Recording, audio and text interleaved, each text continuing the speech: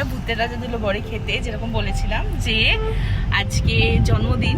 তো এই যে বাবা যাচ্ছে নিয়ে, আর তার সাথে মামা আর মা। তো ওখানে গিয়ে নড়ছে বহুত, তো ওখানে গিয়ে তোমাদেরকে দেখাচ্ছি যে কিরকম অ্যাম্বিয়েন্স অ্যান্ড অল, অ্যান্ড তার সাথে কি কি অর্ডার করলাম বা প্রাইস বাগেরা সব কিছু। সোদপুরেরটাতে, আমার বাড়ি বেলঘরিয়াতে, তো ওইটাই নিয়ারেস্ট পড়ছে। তো ওখানে গিয়ে দেখা হচ্ছে। এই যে মা অ্যান্ড মামা যাচ্ছে, অ্যান্ড বাবা গাড়ি চালাচ্ছে। সো এই রোডটা তো চেনোই আই হোপ, সোদপুর যেতে গিয়ে পড়ে এটা। অ্যান্ড একটু পরেই দেখতে পাবে যে পুরো এত রেস্টুরেন্টস এখানে। তো এখানে না প্রচুর রেস্টুরেন্টস, মানে সোদপুরের পুরো বিচ রোডটাতেই। আমরা ভূতের রাজা দিল ভরে এসেছি, যেটা অমরাবতীর ওখানটাতে। তো এটা হচ্ছে মেনু, প্রচুর আইটেমস ছিল। এর আগের বার এসেছিলাম অত আইটেমস ছিল না, তাই বাট এবার দেখলাম বেশ ভালো অনেক আইটেমস আছে।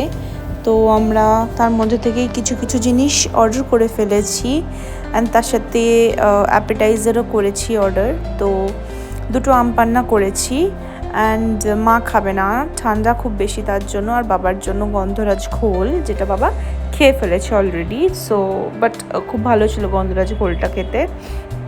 ভাত করেছি, আলু ভাজা করেছি, মাটন করেছি, অ্যান্ড তার সাথে ডাল আছে, পাতুরি আছে, অ্যান্ড পরে আসবে চাটনি অ্যান্ড পাঁপড়ও। সো ইয়েস, অ্যান্ড পমফ্রেটও করেছিলাম। তো বেসিক্যালি এগুলোই করেছিলাম, যে আইটেমগুলো ইচ্ছা করছিল খেতে সেগুলোই করা হয়েছিল। ডাল দিয়ে, লেবু দিয়ে, বেশ লঙ্কা দিয়ে বেশ আলু ভাজাটা খেয়েছি, কিন্তু সত্যি বলবো ডালটা আমার বেস্ট লেগেছে ওখানকার। যদি কেউ যাও ওখানে ডালটা অবশ্যই ট্রাই করো। অ্যান্ড পাতুরি, ননভেজ আইটেমসগুলো তো ভালো হয়ই, তো পাতুরিটাও বেশ ভালো ছিল খেতে।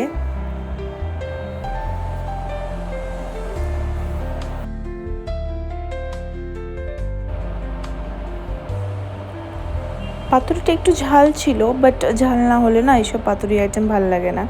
দেন মাটনটাও বেশ ভালো ছিল, টেন্ডার ছিল, অ্যান্ড লাইক ওভারঅল তো খুব ভালো লেগেছে আমার। আর বেস্ট ছিল চাটনিটা, লাইক চাটনিটা ইজ অসম। খাওয়া দাওয়া কিরকম লাগলো তোমার ভূতের রাজা দিল?